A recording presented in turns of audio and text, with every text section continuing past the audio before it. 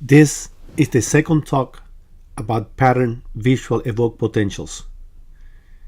It is important to have participated in the first talk on evoked potentials before listening to this one. This talk will be conducted using a question and answer format. The first question is, the optimal check size to elicit visual evoked potentials at 2 months of age is dash minutes of arc. A 120, B 60, C 30, D 15. One of the factors to consider when judging P100 is age. At 1 month of age, P100 equivalent can only be obtained using large checks.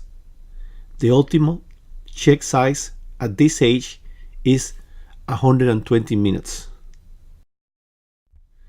By 2 months of age, a prominent P100 equivalent can be obtained using large checks, and smaller checks produce smaller fluctuations without a clear delineation. The optimal check size for evaluation of visual pathways at 2 months of age is 60 minutes. At 3 months, the optimal check size is 30 minutes. By 6 months, large and small checks trigger P100 equivalents. And at this age, checks of 15 minutes are optimal, if the attention of the infant can be gained. In general, judged by visual evoked potentials, the 6 to 8 month infant has a visual acuity equivalent to the adult Sneller acuity of 20/20. By 9 months, 1 year, and 4 years, the morphology of the children's visual evoked potentials resemble that of the adult. In general, when checking pattern visual evoked potentials in infants and young children, something that is rarely done because gaining their attention is very difficult, I think it is best to use 30-minute checks after 6 months of age, and if no response is found, then increase the check size to 60 and even 120 minutes before concluding that no pattern reversal visual evoked potentials are present. After 5 years of age, we should use the same rule as we do for adults. So the answer to this question is B. Next question. Which of the following is recommended when testing young children? A. Initially test both eyes together. B. Patch the bad eye first. That is, test the good eye first. C. The room should be dark. D. All of the above. In the first part of our discussion on pattern reversal visual evoked potential in a prior video, we spoke about luminance, and when we did, we were referring to adult testing and mentioned those recommendations here. And if you recall, I concluded that the best approach to background luminance is to keep the ambient light constant, implying that once normal values are obtained under certain light conditions, these conditions should not change when doing subsequent clinical testing. Here, before talking about ambient light and pediatric testing, I'd like to show you results of an adult study published by Dr. Erdwin in 1980. The legend for the A, B, C, and D found after each evoked potential is indicated at the bottom, and as you can see, it refers to various degrees of luminance for each trial. This degree of luminance range from total darkness to light on and an extra lamp 1 centimeter away from the face. The bottom line that we can gather from this trial is that not much change occurred despite the amount of ambient light used. Now I'd like to tell you about testing children. Testing children is a challenge. Having said this, I'd like to mention that the recommendations made by Dr. Aminoff in his book, which are to keep the room as dark as possible, but not too dark, because the technician should be able to monitor pupil size and gaze during testing. And it is important that samples obtained when the child is not looking be disregarded. Another recommendation in Aminoff's book is regarding the order of testing. The recommendation is to test the infant first with both eyes uncovered, then with the bad eye covered, and finally with the good eye covered. So the answer to this question is D. Next question. Using checks of 50 to 60 minutes, children and adults' visual evoked potential latencies do not reach the same range until 5 years of age. A, true, B, false. In general, P100 amplitude increases up to 4 years of age. Some authors consider any amplitude above 3 microvolts and below 15 microvolts normal, as long as the interocular difference is not double.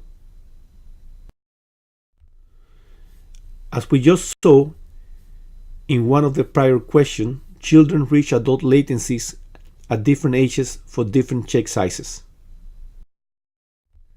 Using checks of 50 to 60 minutes, they reach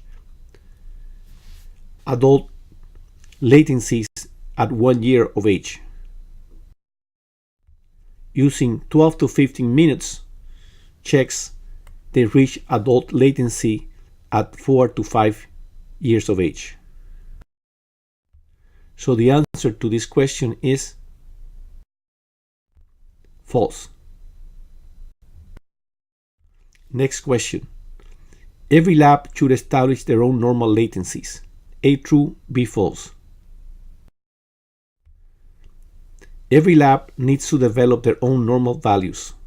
So when we talk about published normals, we have to talk about trends. This is true for latency, as I will show you.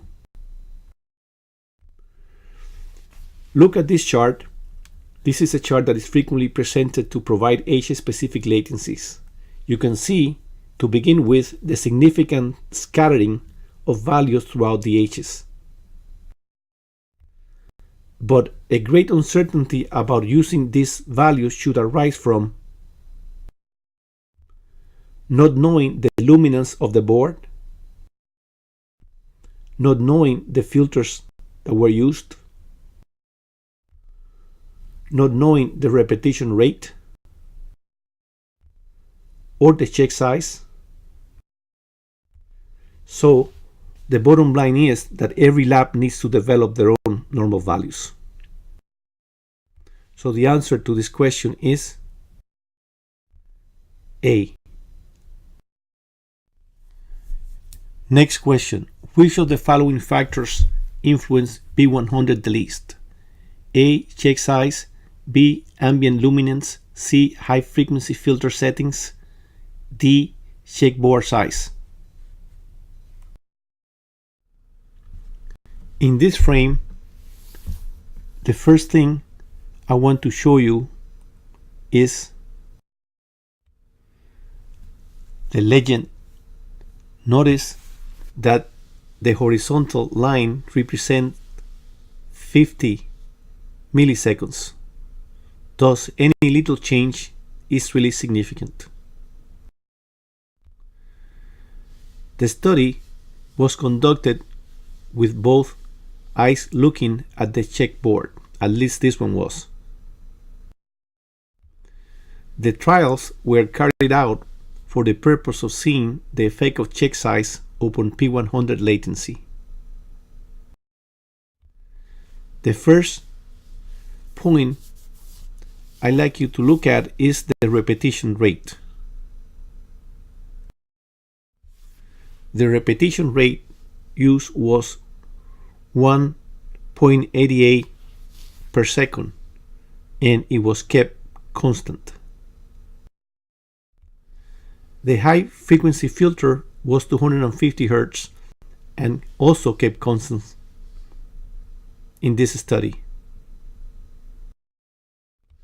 Now notice the different check sizes used and the different latencies obtained. I used the yellow line to highlight this fact. Notice that the shortest P100 latency was at when 28 minutes checks were used.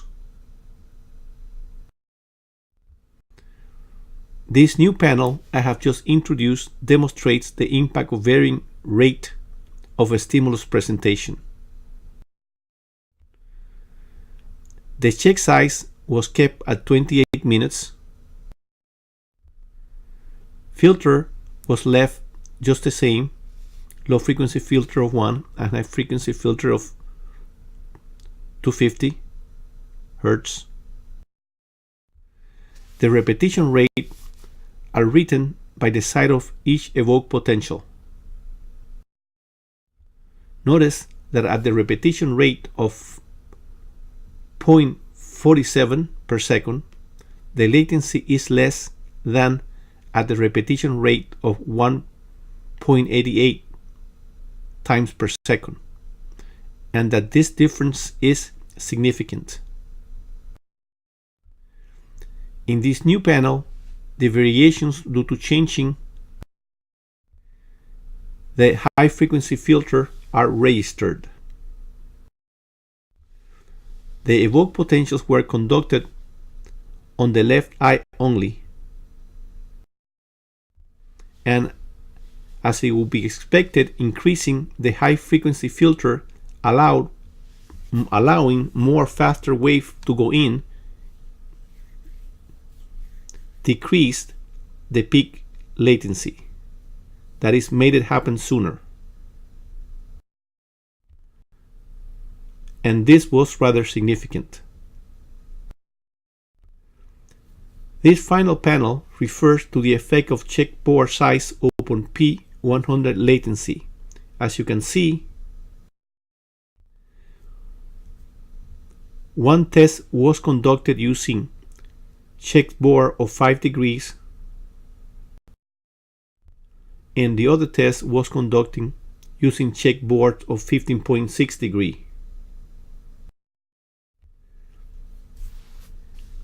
Please look at the P100 latency.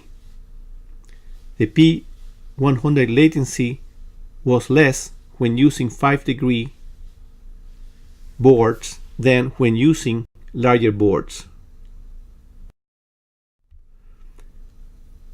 Contrast the prior P100 changes with those occurring by a change in ambient luminance.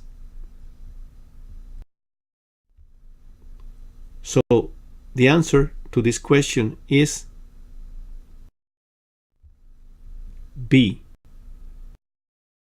Next question. P100 amplitude is always measured from the peak of N75 to the peak of P100. A true, B false. Amplitude is affected by the same factors that affect latency, but in addition,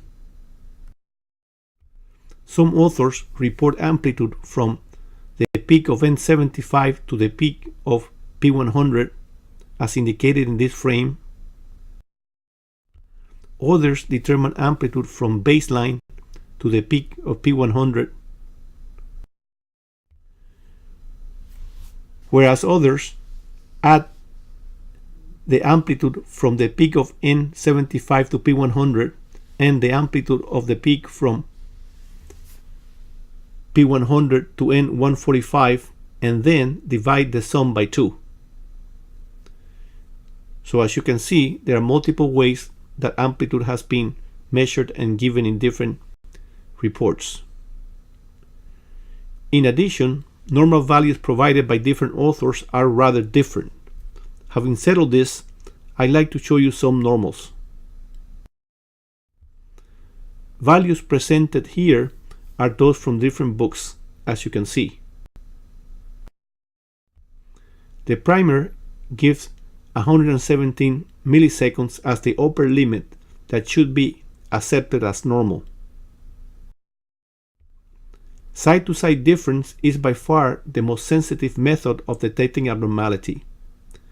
The primer states that it should be 6 or less than 6 milliseconds in order to be normal. The side-to-side amplitude difference in the same textbook is mentioned to be 5.5 microvolts or less to be called normal. In Ebersol, the number given for interocular difference is 9 or less milliseconds, but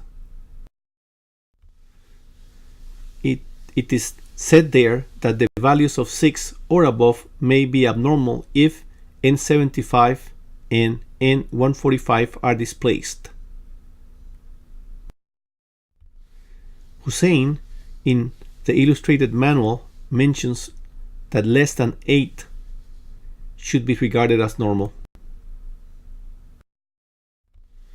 And regarding amplitude, it states that if it is larger than twice the smaller one, an abnormality should be present.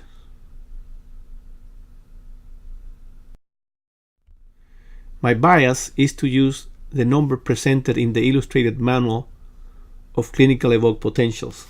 Therefore, I like to call normal any value that is, or any latency that is less than 8 millisecond difference between one side and the other side normal. And I also like to use the same values that were presented in the illustrated manual for amplitude. If the largest one is more than twice the amplitude of the smaller, I consider it abnormal. So the answer to this question is false. Next question. Increasing the low frequency filter will decrease the amplitude of P100 but delay its peak. A true, B false. This study was conducted using the most widely used filter settings. As you can see, P100 latency is normal. In this study, the low frequency filter was placed at 1 and the high frequency filter was placed at 100. Using such parameter, the latency in this study was 112 milliseconds. The amplitude was 4.20 microvolts. This study was conducted using a low frequency filter of 10 Hz instead of 1 Hz as in the prior one, notice that the latency is shorter, 95.6 milliseconds, but more significantly that there is a drop in amplitude. As you can see, the amplitude is 2.2 microvolts. So the answer to this question is false. Next question. Decreasing the high frequency filter will increase P100 amplitude sometimes and decrease it other times. A true, B false. While answering the prior question, we saw the effect of using different low frequency filters.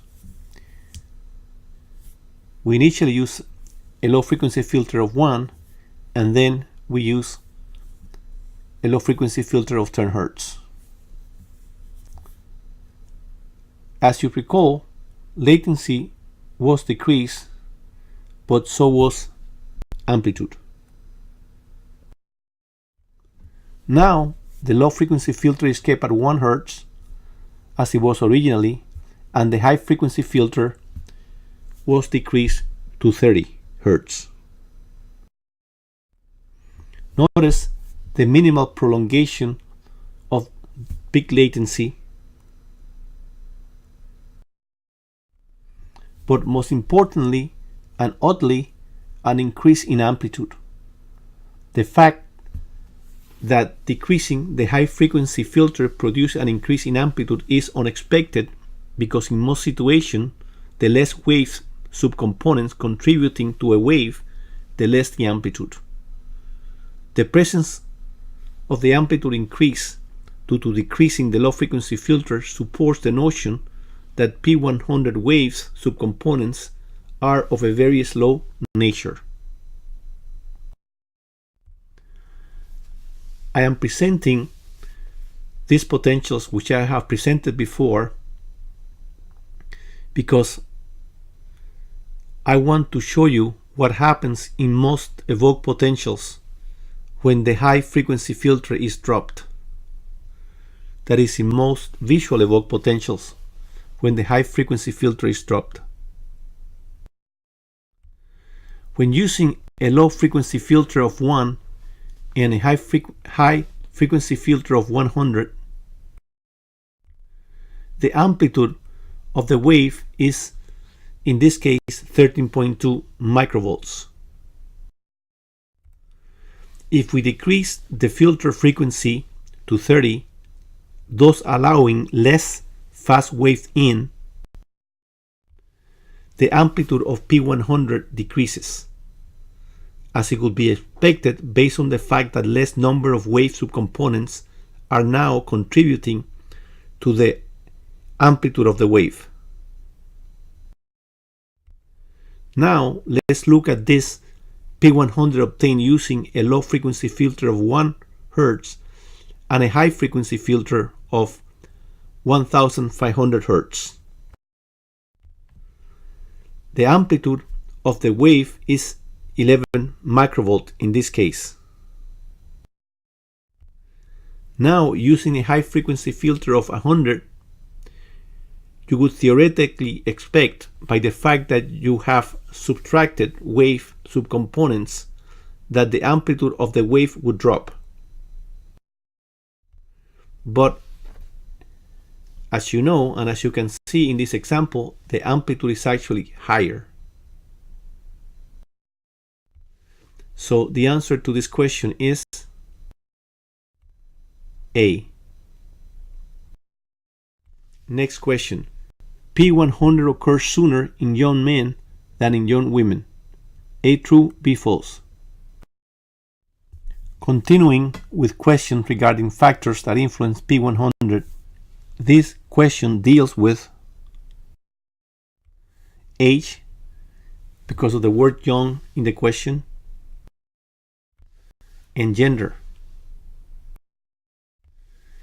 If we were to judge how soon a person sees something by P100 latency, we would conclude that women see things faster than men. To the point that some authors provide different values for men and for women regarding P100 latencies.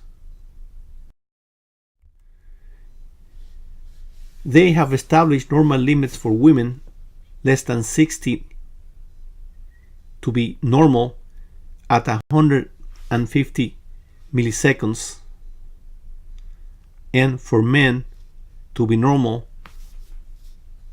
when they are less than 120 milliseconds.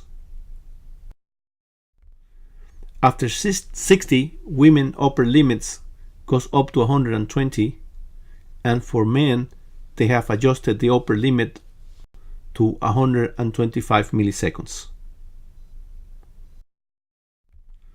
Amplitude is also different in men than in women. Amplitude is higher in women. Some believe that the difference between men and women regarding normal visual evoked potential occurs because women have a smaller head circumference than men, while others consider endocrinological differences as a factor. So the answer to this question is B. Next question. P100 is likely a GABA mediated peak. A true, B false. This figure shows a full field pattern evoked potential of the right eye. Electrodes are placed at the mid-occipital position in the sagittal occipital area, at the left occipital parasagittal area, and at the right occipital parasagittal area. They are referred to an electrode placed on the right ear. The fields generated by the occipital lobe following pattern reversal visual field stimulation produces a vector that goes directly backwards, as indicated by the white arrow. These fields do not appear at the same time, thus leading to 5 identifiable waves in most instances. The first of this wave is a small positive wave with a peak at 50 milliseconds labeled P50. This peak is present in about 30% of normal individuals. The second field produces a wave with a negative peak at 75 milliseconds. The third wave is P100, the famous P100. The fourth is N145, and the fifth wave, which is as consistent as the first wave, is called P175. P100 is the only peak of clinical significance, and it is robust regardless of the reference electrode use. As you can see in this case, the reference used was the right ear, and another characteristic of P100 is that it is maximal in the sagittal region, but as you can see, is also present in the parasagittal regions. P100 is believed by some authors to be a GABA-mediated peak. So the answer to this question is true. Next question. P100 is the only clinically important peak used for full field pattern visual evoked potential. A true, B false. You know the answer to this one. P100 is the only clinically important peak. P100 is captured at the mid-occipital electrode, and when it is captured at that point, it is called sagittal P100. P100 captured at the right occipital electrode is called right occipital parasagittal P100. P100 captured at the left occipital is called left occipital parasagittal P100. So the answer to this question is true. Next question. P100 reflects an isolated occipital potential when referred to FC. A true, B false. P100 corresponds to an occipital positive field, yet at about the same time there is a negative field occurring in the mid-frontal region. The origin of this sagittal field in the frontal region is probably due to activation of some cortical neurons in this area. Another less likely theory is that the origin of this field arises from the superior colliculi, as it is represented in this frame. Be it as it may, at about 100 milliseconds, an FC to A1 derivation will capture a very undescriptive waveform. Much the same will occur using PC to A1 derivation, and using a derivation from OC to A1, we will see a P100 which will be free from the mid-frontal field component, since the frontal electrodes are not used in this derivation. Using an inion to left ear derivation, we would also see a P100 that is free from the interference of FC field. On a derivation using OC to FC, we would produce a more robust P100, and at least in this case, a derivation using inion to FC produced an even higher amplitude wave. In some individual, this derivation provides the highest amplitude P100. So the answer to this question is false. Next question. P100 is not normal if found at the inion or at PZ. A true, B false. P100 can be found in normal subjects at the midline from PC down to the inion. So the answer to this question is false. Next question. What should you do if a P100 is not found on the MO to MF derivation? A. Change electrode position. B. Increase checker size. C. Decrease checker size. D. All of the above. For any problem you may encounter to visual evoke potentials, there is a solution. If you do not find a sagittal P100 at the usual distribution, consider the possibility that a normal P100 would have an unusual distribution. Sometimes, as you just heard, P100 is as high as PC, and sometimes it is as low as the inion. So if you don't find it in the usual place, try moving the sagittal electrode up and down, keeping to the midline. Another possible cause for missing or deformed P100 is a mismatch between macular and peripheral retinal fibers. That is a mismatch in conduction of those fibers. The way to fix the mismatch between macular and peripheral retinal conduction is to increase or decrease the checker size. So either the macula or the peripheral retina prevail at the level of the occipital cortex.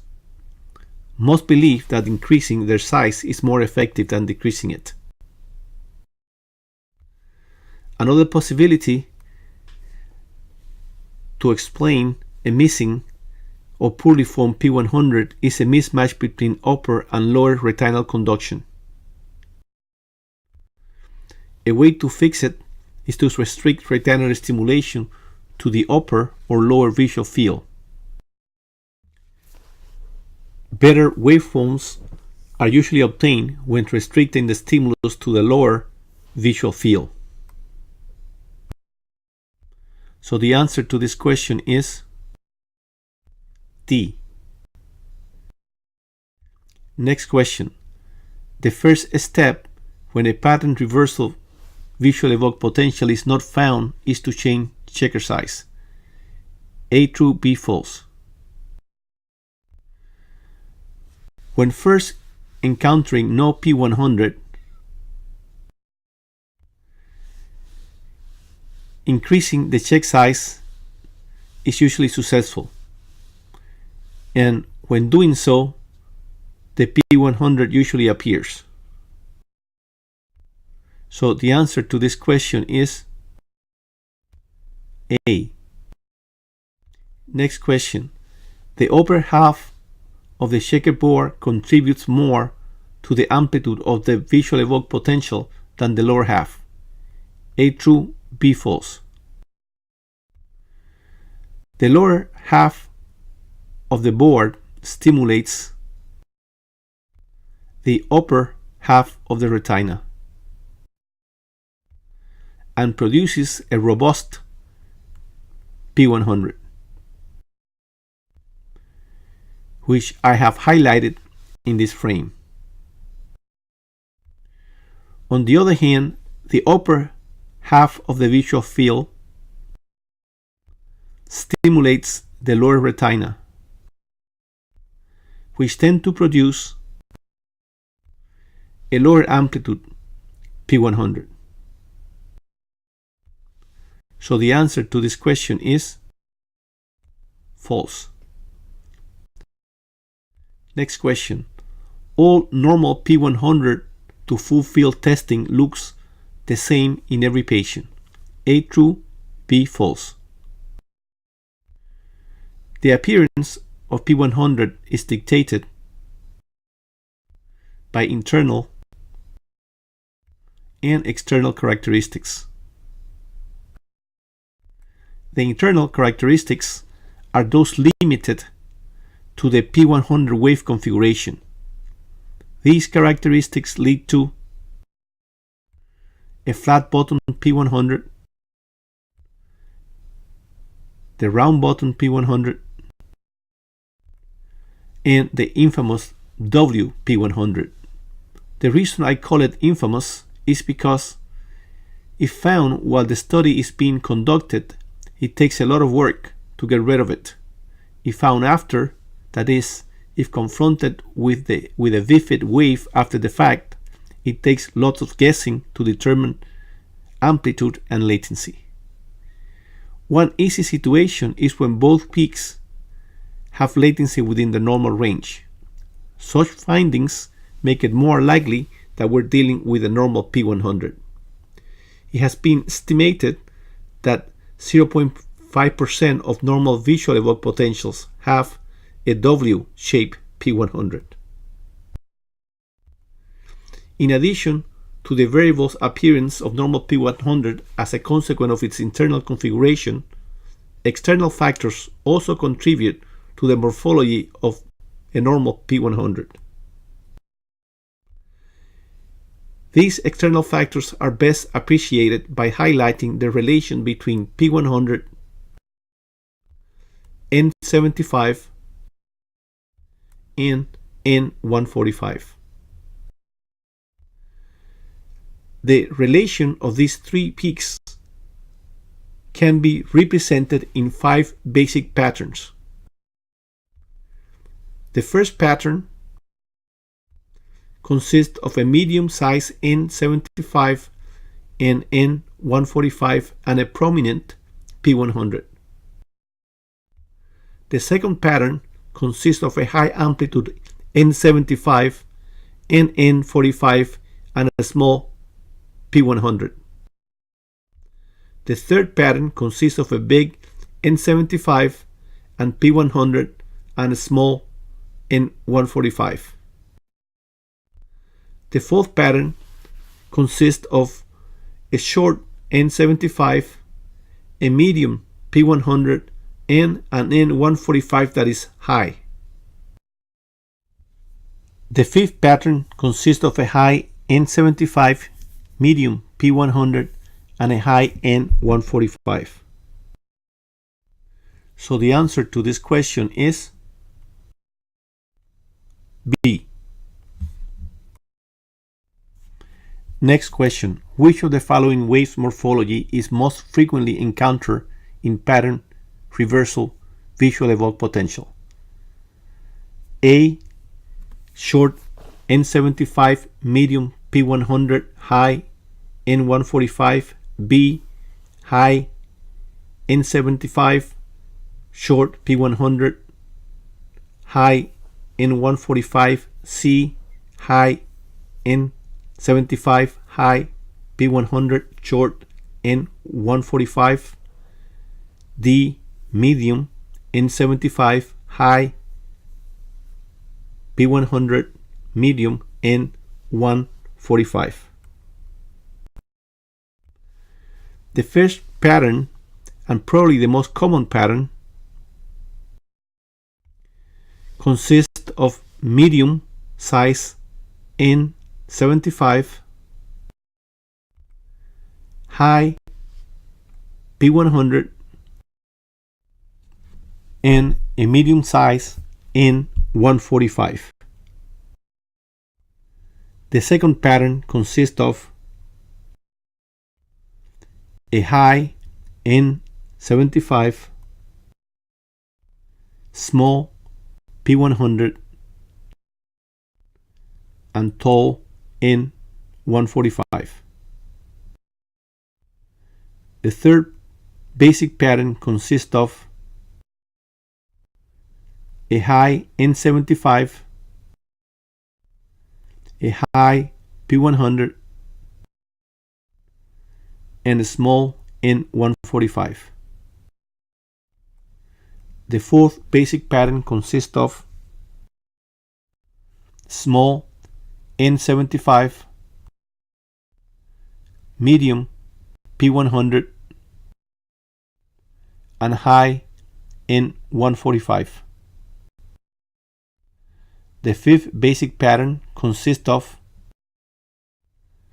a high N75, a medium P100, and a high N145. So the answer to this question is D.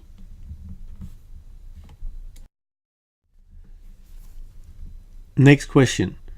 In the absence of an N75, the latency to P100 is measured at the beginning of the upstroke of N145. A true, B false.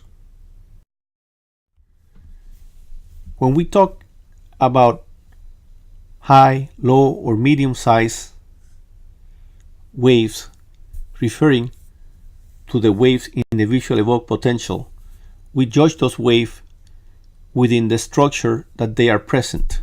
So in this frame, as you can see, we see a P50, but we do not see an N75. When encountering a wave with these characteristics,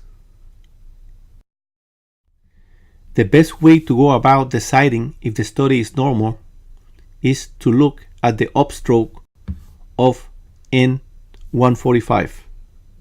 And the peak of P11 is placed in that location. Then we must decide about amplitude, which, as you recall, is calculated following different rules by different authors. The rule I follow in this situation is to add and divide rule. In this case, 0 for N75 to P100 and 7 for the amplitude of P100 to N145. And then I divide by 2. So in this case, it is 3.5 microvolts, thus normal. So the answer to this question is true. Next question. How do you determine the latency of a strange P100 once the test has already been done? A. Extend N75 and N145. B. Eyeball the middle. C. Transform W into V. D. All of the above. If the bottom is flat, extend N75 and N145. If the bottom is round, eyeball the middle. If it is a W P100, make it a V P100. So the answer to this question is D. Next question. Increasing the number of repetitions improve the definition of P100. A. True. B. False. This is a pattern reversal test being done, and at this point there's only one trial. Now 10 repetitions, now 50 repetitions, now 100 repetitions, now 200 repetition. As you can see, definition improves with repetitions. So the answer to this question is true. Next question. How do you fix a BIFET or W P100 found using MO to MF derivation or using OZ to FC derivation? A. Extend N75 and N145.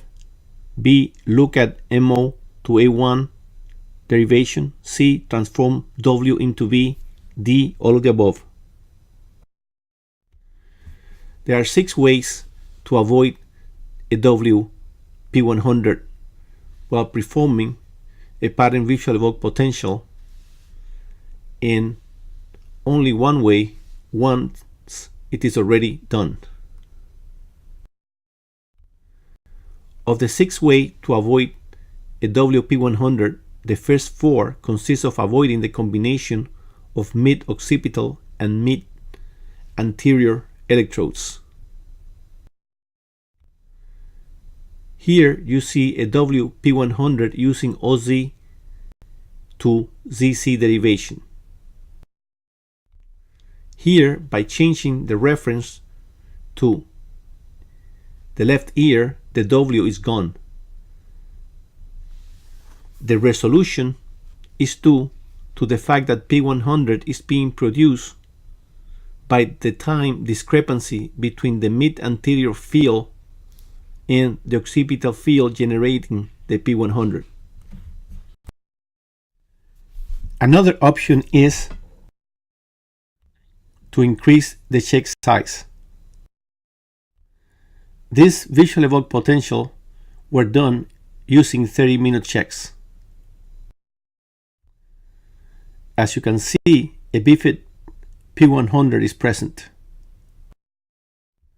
Here, the checks have been increased to 60 minutes. And as you can see, the vivid P100 is gone. This was so because the vivid P100 was due to a mismatch conduction between macular and peripheral fibers. Another way to fix a vivid P100 is to use inferior hemifield stimulation. In this frame, you can see a full field stimulation producing a vivid P100. Now I have restricted to using the lower hemifield stimulation. This causes the P100W to disappear. So the answer to this question is D. Next question. When should you suspect a positive peak at about 100 to 150 milliseconds is not real? A. Never. B. When polarity is discordant between anterior reference and ear reference. C. When not associated with a robust N75. D. When not associated with a robust N145. If we look at this study and base our decision on these trials, it is likely for us to conclude that P100 is delayed. But is it true? Looking at the mid-occipital referred to ear derivation, we can see the presence of a wave more or less occurring at the same time but with discordant polarity. So discordant polarity between MO when referred to ZC or FC and MO when referred to an ear reference suggests an unreliable P100. How do we fix it? Looking or constructing a new derivation using an ear as a reference and extending the midline posterior electrodes from the inion to the vertex. Now looking at OZ, which is usually placed about 1.4 centimeters below the location of MO. Here you see a negative peak at about 138 milliseconds. But looking at inion to left ear, we see another positive peak, now at 114 milliseconds. This is therefore a normal P100. So the answer to this question is B. Next question. Which of the following assertions can be made from these tracing obtained during full field pattern reversal visual evoked potentials? A. A left homonymous hemianopia. B. An uncrossed asymmetry. C. Right postchiasmatic lesion. D. All of the above. Please take a few seconds to look at this tracing. Stop the video if you must, and then choose the right answer. This frame depicts normal visual pathways and normal visual fields.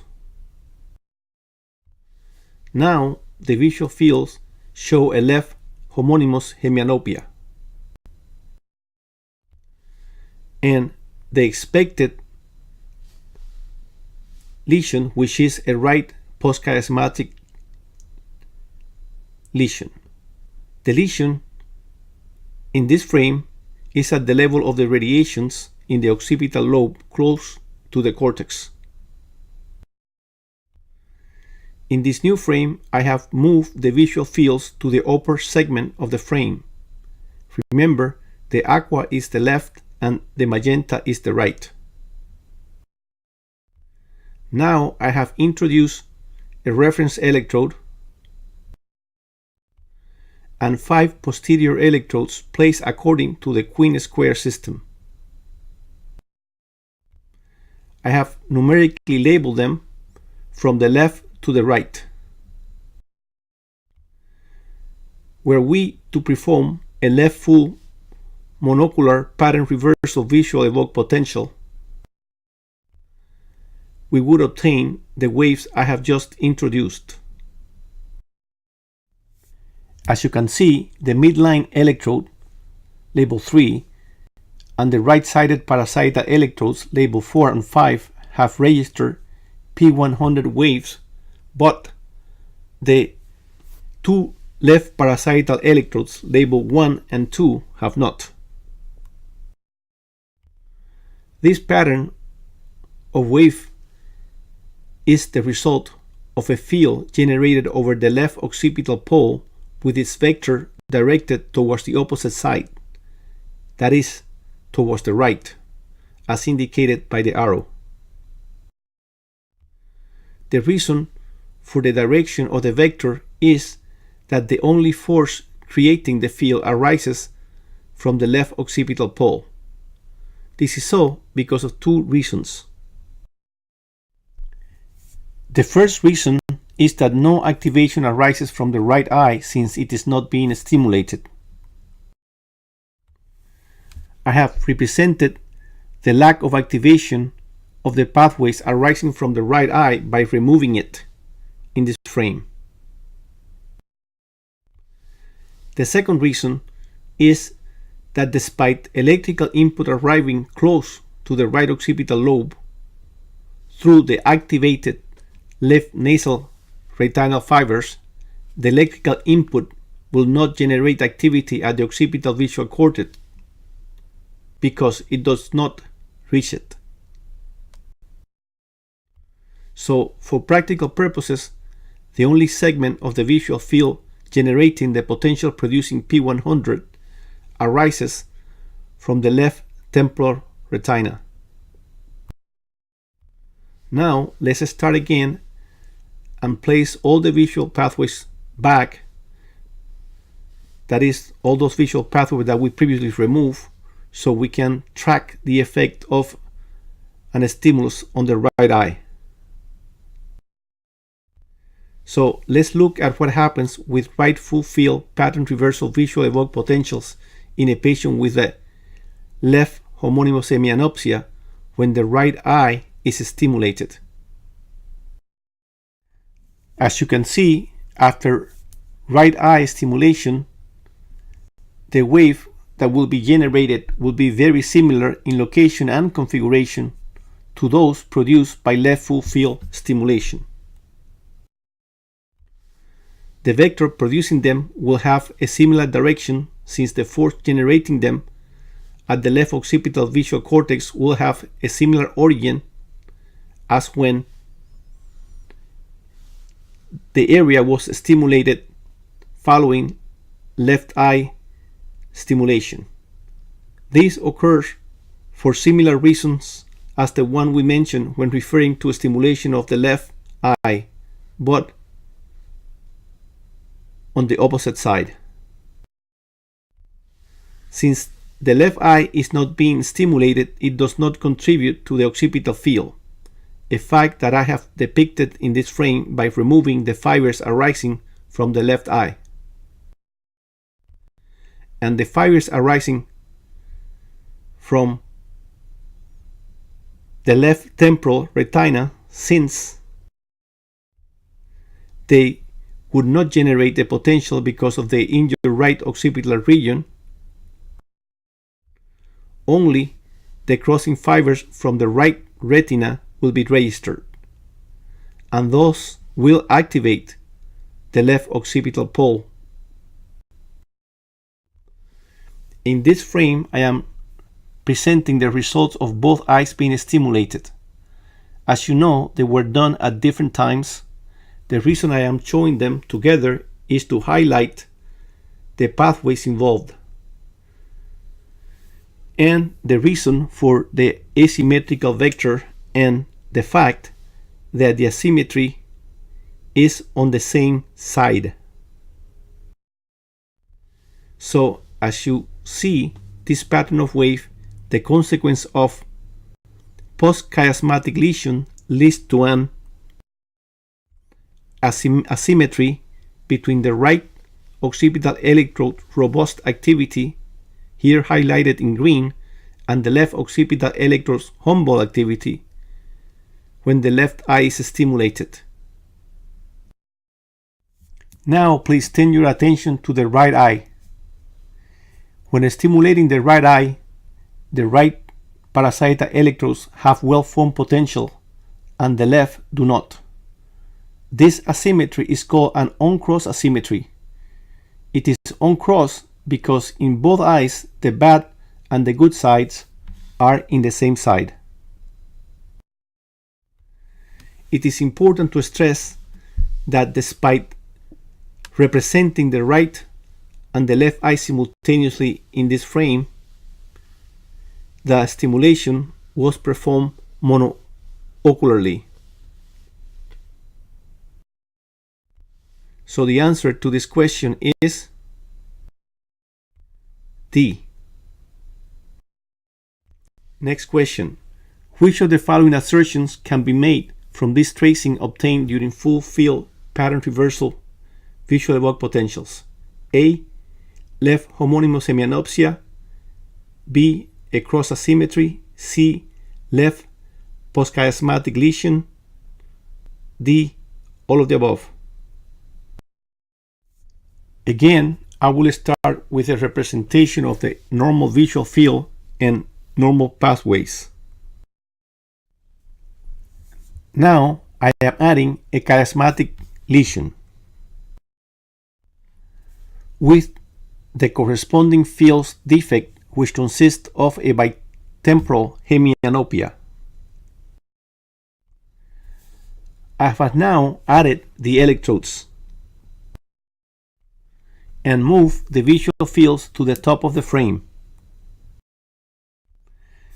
When a left eye full pattern reversal visual evoked stimulation takes place, the generated wave are as shown in this frame. In the new frame, I have added a line at the peak of P100 present in this run, which are confined to the right side. Notice that P100s are present in derivation 3, 4, and 5, but not in derivation 1 and 2. In derivation number 2, at about 100 milliseconds, the green line cuts the most prominent wave as it goes down. And in derivation number 1, the green line is cutting the peak of a negative wave at the same time as the P100 on the right side. This is the result of a field generated over the left occipital pole with a positive vector directed towards the opposite side and a negative vector in the opposite direction. A descriptive way to visualize this occurrence is to think of the vector as being created by a dipole. The reason for the vector spreading in such direction is that the only force generating it arises from the left occipital pole, again because of two reasons. The first one is that no activation arises from the eye not being stimulated. I have indicated this by the removal of the corresponding pathways in this frame. The second reason is that no stimulus arrives to the right occipital cortex from the left eye nasal retina, but in addition, other pathophysiologic factors must be at work, because if you recall in the prior question, an asymmetry involved amplitude, where in this case the asymmetry involves latency. Now let's see what happens when the right eye is stimulated with a full field stimulation. Notice the configuration of the waves in the different derivations. Notice that in this case the peaks of the wave are in the mid-occipital and left parasietal derivations, and they coincide at about 100 milliseconds. But the green line cuts most prominent wave in derivation 4, and on derivation 5 the wave cut by the green line is negative, and it almost coincides with the positive peaks that were cutting the green line in the first 3 derivations.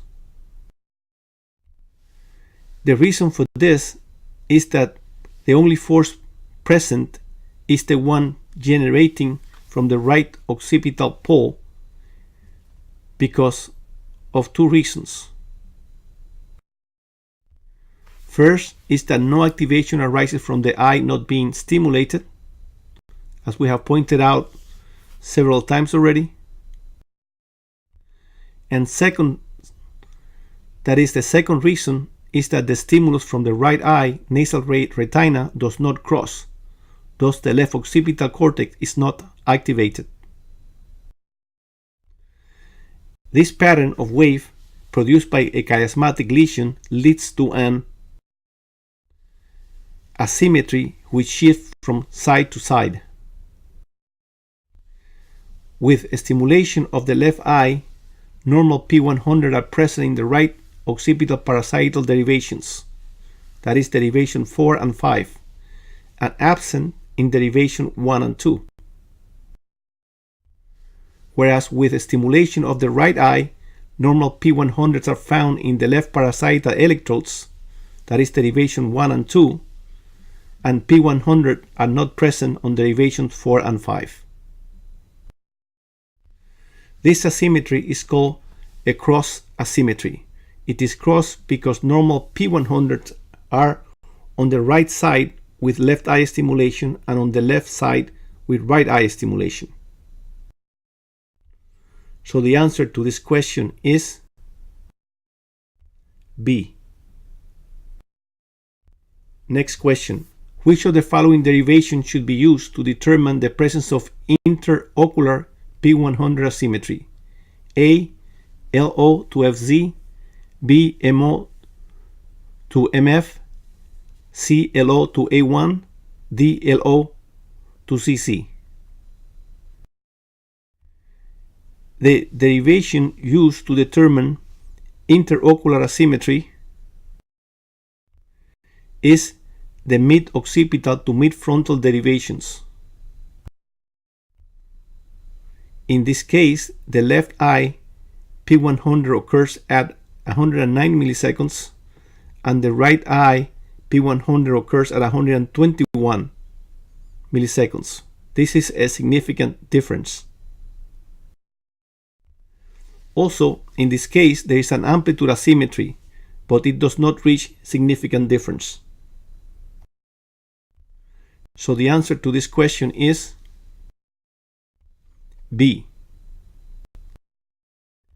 Next question. Which of the following derivations should be used to determine the presence of intraocular P100 waveform asymmetry? A. LO to FZ, B. MO to FZ, C. LO to A1, D. MO to ZZ. The pattern reversal visual evoked potentials equivalent to an homonymous hemianopsia, which indicates a post-chiasmatic lesion, is an intraocular on-cross asymmetry.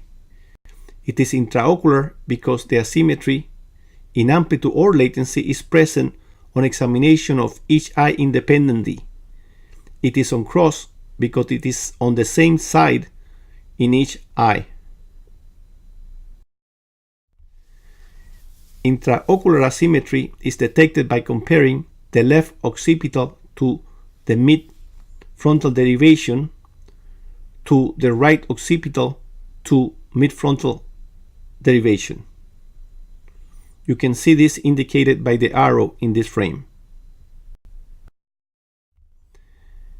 The pattern reversal visual evoked potential abnormality equivalent to a bitemporal hemianopia, which indicates a chiasmatic lesion, is an intraocular cross asymmetry. It is intraocular because the asymmetry in amplitude or latency is present on examination of each eye independently. It is cross because it is on opposite side. The normal P100 are on the right occipital parasital derivation when the left eye is tested, and on the left parasital occipital electrodes when the right eye is tested. As in the last examples, the derivations to compare are the left and the right parasital to mid-frontal derivations, as you can see indicated here by the arrow. So the answer to this question is A. Next question. Look at these panels and decide A. Ocular pathology, B. Neurological pathology. Notice that this test is being conducted using 30-minute checks. In this panel, the arrow indicates the 100 milliseconds. P100 is delayed. So this is abnormal based on absolute latency delay. This panel, as you can see, is from the right eye, and it shows the same abnormality. So both the left and the right eye are abnormal.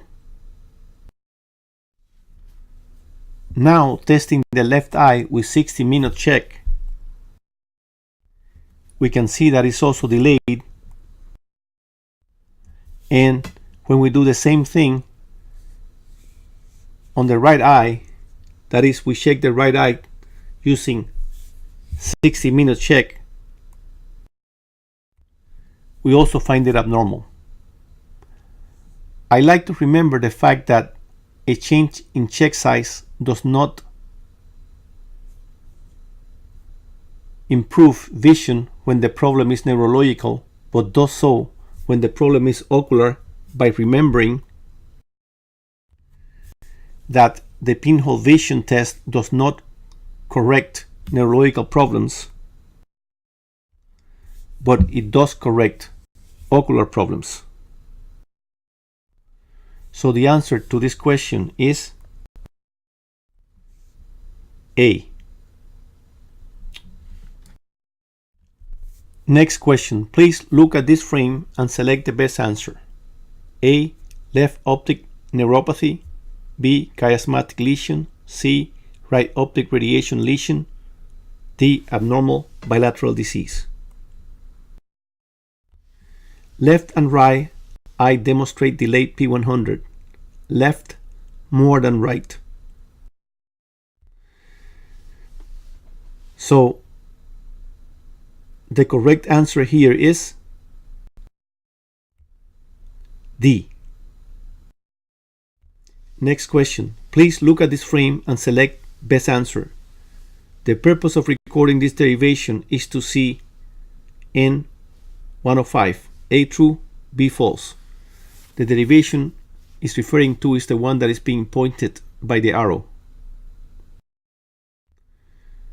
And as you can see, the purpose of recording this derivation is the detection of N105. So the answer to this question is A. Next question. Please look at this frame and choose left optic neuropathy, B. Chiasmatic lesion, C. Right optic radiation lesion, D. Abnormal bilateral disease. The right eye shows normal P100 latency. The left eye shows an absolute increased latency indicating a prechiasmatic abnormality. Interocular symmetry or asynchrony is also present. So the answer to this question is A. Next question. Please look at this frame and choose A. Right optic neuropathy, B. Chiasmatic lesion, C. Right optic radiation lesion, B. Abnormal bilateral disease. The right eye latency is abnormal by virtue of the absolute value and interocular asynchrony, but in addition, the N75 to P100 amplitude difference is excessive, with the lowest side corresponding to the side that is delayed. These findings are characteristic of prechiasmatic lesions. So the answer to this question is A. Next question. Please look at this frame and choose the correct answer. A. Left optic neuropathy, B. Chiasmatic lesion, C. Right optic radiation lesion, D. Abnormal bilateral disease.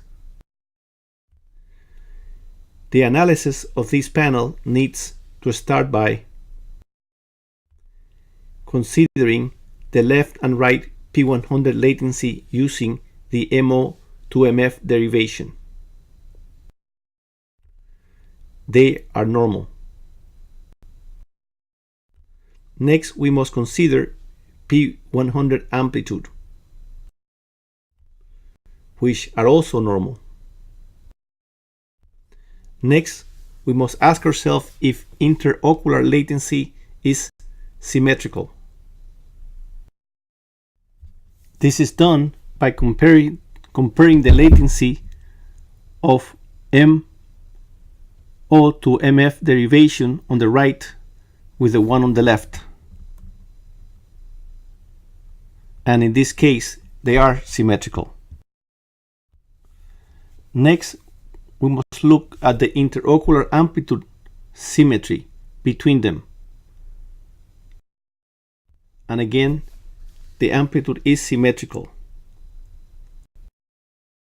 The next step is to look at the left eye intraocular latency and seeing whether it is symmetrical or not. As you can see by the arrows, the latency is symmetrical, as indicated in this frame. Next, we must do the same exercise on the right eye. We look at the intraocular latency to see if it is symmetrical or asymmetrical. And as you can see, it is symmetrical. The next question is if the left eye intraocular amplitude is symmetrical. And they are not. As you can see, the amplitude of RO MF P100 is much larger than the one from LO to MF P100. Then we must ask the same thing, but on the right side. And again, we see that there is an asymmetry. The P100 from the right being much larger than the P100 from the left. The next question is whether the intraocular asymmetry is crossed or uncrossed. And in this case, the asymmetry is uncrossed, since as you can see, the lower side is on the same side on the right and on the left eye.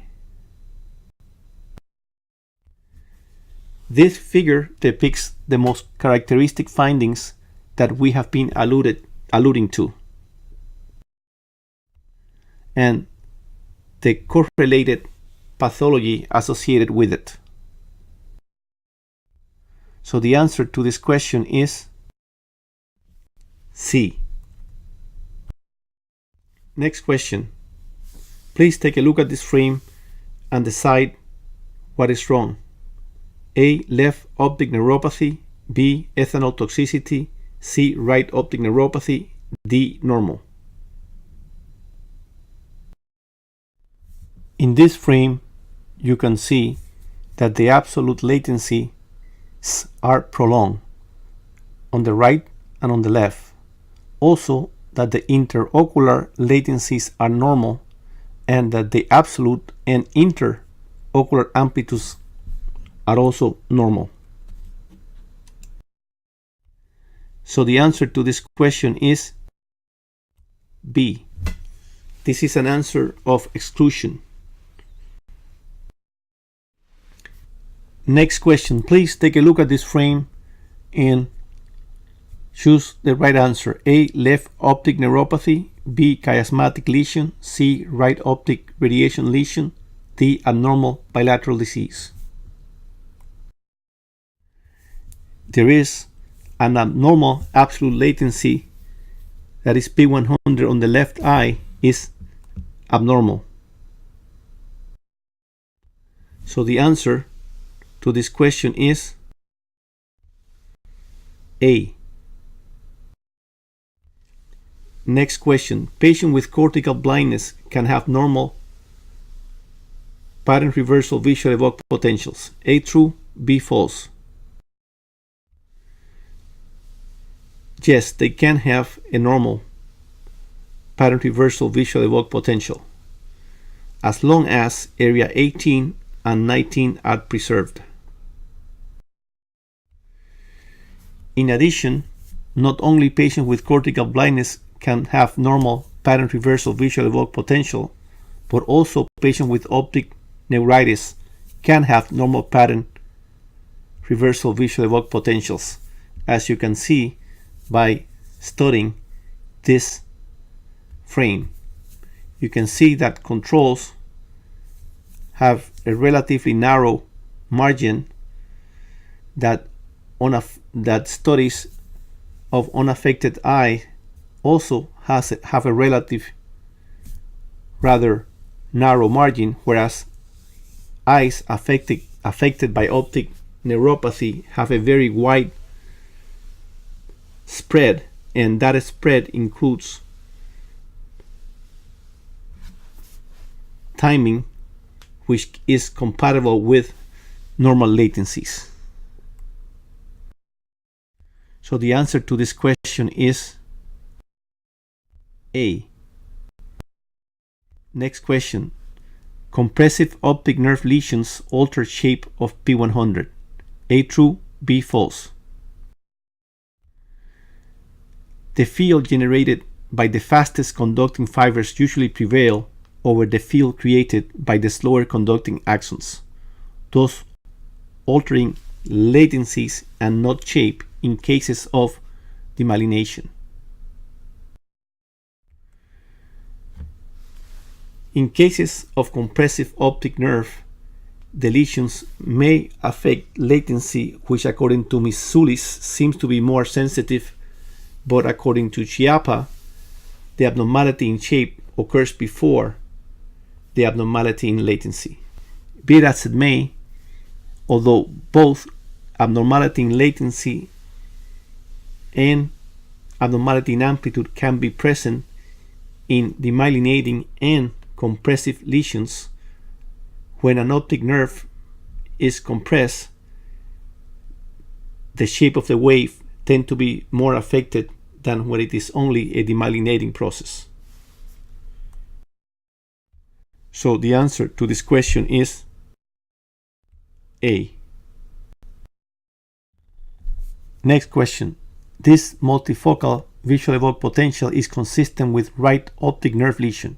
A. True. B. False. This is a normal multifocal visual evoked potential. Using a mathematical sequence called binary M sequences, hundreds of visual evoked potentials from the occipital scalp can be assessed with a single stimulus of the reversing checkboard patterns. As you can see in this frame, red visual fields corresponding to the right eye and blue visual fields corresponding to the left eye overlap, producing very similar visual evoked potentials. As you can see, it is difficult to see the red visual evoked potentials belonging to the right eye because they are obstructed by the blue visual evoked potentials. So this is what a normal study looks like. They are so similar that you can only see one of them, except in very small places.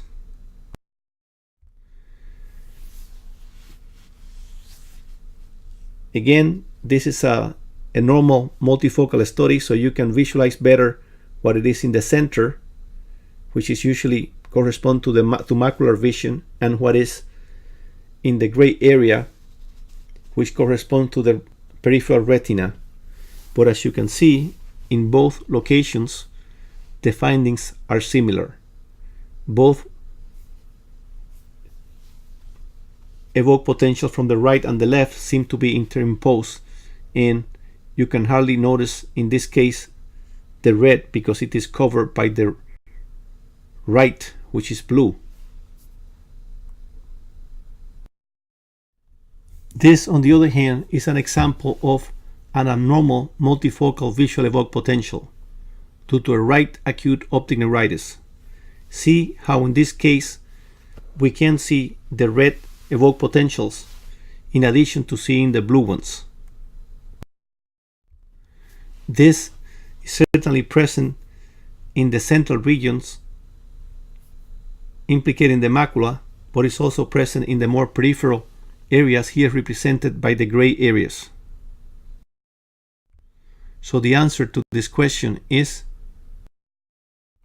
true. Thank you very much for your attention.